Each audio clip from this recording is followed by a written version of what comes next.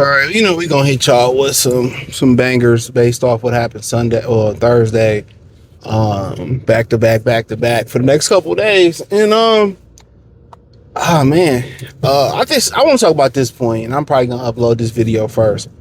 This is the point that I really want to talk about. It just showed the point that they could get Jameson Williams to football the whole time. They just refused to. And this is one thing I know about men or males, depending on what side you sit on. They don't have patience. And you wonder why, it took Geno Smith and Sam Darnold and Daniel Jones other opportunities to blossom. They don't have any patience. They don't want to go through any growing pains. And I get it. Like, the margin for error to be successful in the National Football League is slim to none. I get it more than most. Yeah, I get it more than most. Right? It's slim to none. But they could have got J-Mo the ball the whole time. And what that proved Thursday was that injuries had to happen to get him the ball. Now, the ball that he dropped, he should have caught it, but let's keep it real. That ball was inaccurate. That was on his back hip, right? That was on his back hip going, and his momentum was taking him to a touchdown. Once again, Goff has to move his feet. The ball is inaccurate. It's always low. If it ain't in the dirt, it's low and inaccurate. It was on his back hip. That ball, bare minimum, should have been thrown at least, where his private area is, where he could have got at least a first down or possibly a touchdown. That's just the God honest truth. That's just the God honest truth. And we just speaking facts. That ball should have really been leading him on the numbers or leading him up the field, right? But we're not going to harp on that, right? Not right now. But it proves the fact that they could have got him the ball the whole time. And they were not making him the primary target. He could have got open on the same routes that St. Brown got open on. Not saying he's as perfect, but when you talk about, okay, you just get him up on an over route, that was like a shallow crossing route. Come on. They put him on two deep crossers where Isaac Tesla scored his touchdown, and Jameson had the wherewithal to break the route off and go to the pylon or run towards the pylon, which opened up Isaac Tesla. So at the end of the day, he had the ability to be the number one receiver. Come on, man. He had the ability to be the number one receiver. And he had the ability, bare minimum, to be the primary target on a lot of those receivers, on a lot of those plays. And then they just refused. They basically refused to draw plays to make him the target. That's what it was. They refused to draw up plays for him. Okay, if that's the case, where we don't trust you to be the primary, only Laporta, only Amon-Ra, only Jahmyr Gibbs coming out the backfield, if that's the case, why do we pay him, man? Why do we pay him? We can even reverse just a slight bit back to Tesla. Why did you trade 3 third-round picks to move up and get Tesla for a project? And then we can rewind a little bit more. Then if you knew he was a project, why didn't you go ahead and just keep Tim Patrick? It didn't cost you anything. You know what I'm saying? Like Khalif Raymond, no disrespect to him, but he can't do what Tim Patrick can do. He couldn't do what Isaac Tesla can do. Those are the facts. He can't do what those guys can do. He can run those little gadget routes and even deep plays. He only get open deep off trick plays. So, did you forget the problem that we had before we got Tim Patrick was, Khalif Raymond, he was solid as a 3. Like as a backup slot receiver, he was solid. But you had to get Tim Patrick because you needed another big body. Then you lose Sam Laporta. Then you lose Amon-Ra St. Brown. So it's just a lot of head-scratching things. Like, where's the rationale going? Okay, when we bump our heads and make these decisions, what's going through our head? We know we're highly injured, often injured, highly injured. We know that. This is not a joke. This is not a fire drill. Shout out to V's. It's the real deal.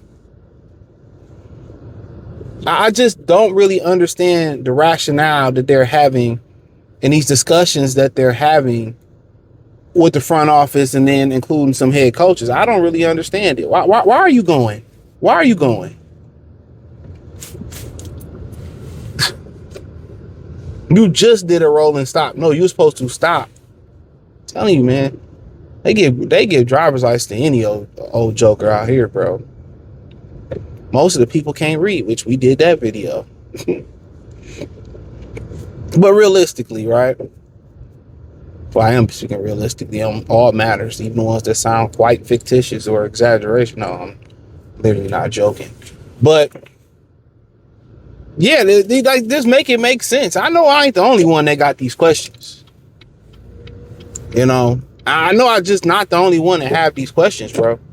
This is serious. So the whole thing is they could have had JMO and integrated JMO. They could have been did it.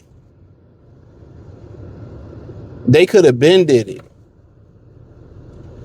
You don't want to drive, homeboy? Now you about to make me lose my other parking space, which I don't even care. Literally, I don't care. But seriously.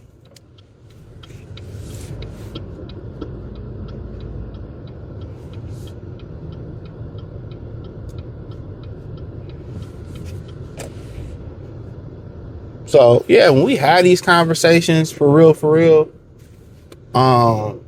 these are honest and open and real conversations where I don't understand how they can afford to cut a guy like Tim Patrick knowing you can't depend on Khalif being full time. When you make it seem like Tesla beat out Tim Patrick and Patrick wasn't gonna get no burn, cool.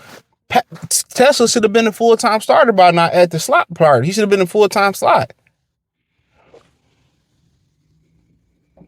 To me, it just makes no sense, man. I'm truly baffled. I'm truly baffled. But they could have got the ball to Jameson Williams the whole time. You know, even if it was trends where they got it to him in the early downs and they went to St. Brown Laporte on it. This the whole thing. You pay the guy and then you don't get him the football.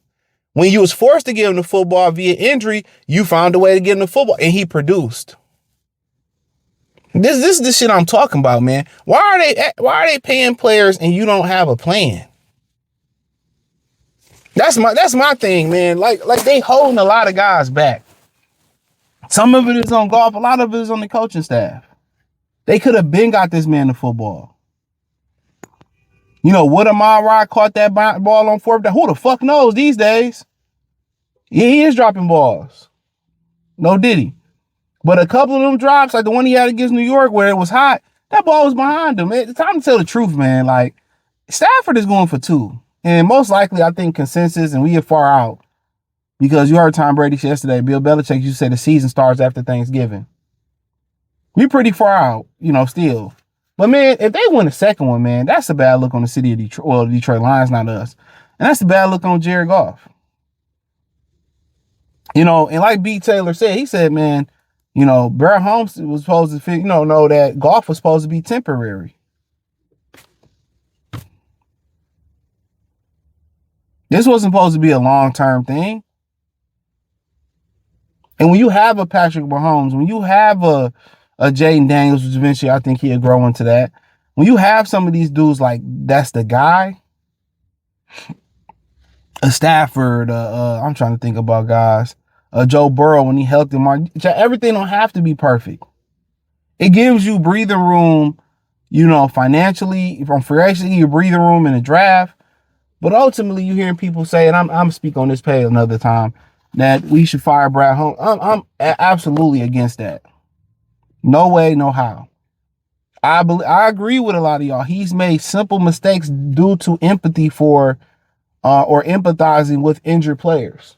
We heard his story. We see why, man. He got to get out of that, man. At some point, his only issue, I think he got 2 issues, I think we can say. And I don't think the second issue is a bad one. But the biggest issue he has is his durability, man. He don't put a premium on durability. His second biggest issue is potential. And I'm mad on it.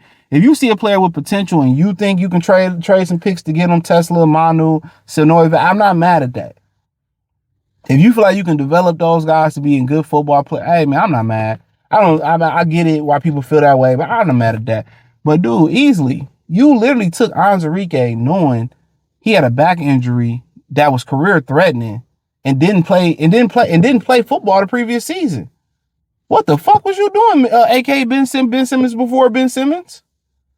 Then the very next second round, you draft Josh Pascal.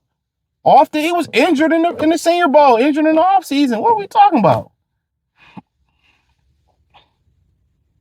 You go Terrion, Rackstraw. I don't remember who else was in that draft. All these motherfuckers stay injured. Well, what are we doing, brother? But to the premise, that's another video, another day. Receiver. You could have been got him the ball. You get him the ball, guess what? It makes St. Brown's job easier, Laporta's job easier. You know, it's the same thing with Jahmyr Gibbs. They get caught up in the big yardage, but they continue to hand the ball to him in bad situations. 3rd and short, 4th and short. He done been stuffed the last 20 times. Give it to him. I just honestly, I don't like I said, I don't have any hope for the Lions, man. It's just always something. Even this is the worst type of torture.